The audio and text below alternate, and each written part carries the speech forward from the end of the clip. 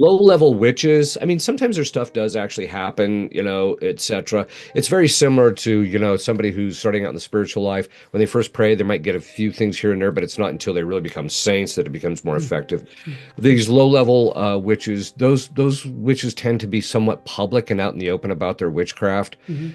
And then there's the middle tier, who are people who have studied it a little bit more. They might actually have studied it under another witch, etc., and they become somewhat proficient. Those will also be somewhat open. The middle tier, very often are the ones that are the doing the spells for hire, where you can get online and give them $100 and they'll do some spell thing. And those are kind of the middle tier, but the upper tier of the witches, Yeah. it is the witch. So if people understand a little bit about the history of witchcraft, I mean, it's been around for quite some time actually, but after the Council of Trent and after the Protestant Revolution, there was actually a major uptick in witchcraft in Europe. And that witchcraft was very proficient, and it's been in family lines in some cases, literally since the 1600s.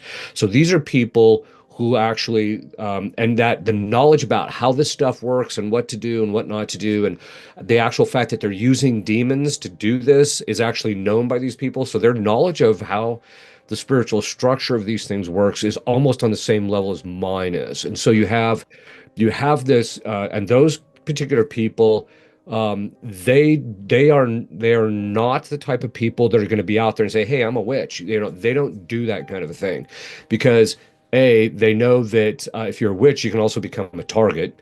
Second, if it's a cult, so that you're more proficient in it, being able to achieve what you want to achieve by keeping quiet, so that nobody does any prayers to block it.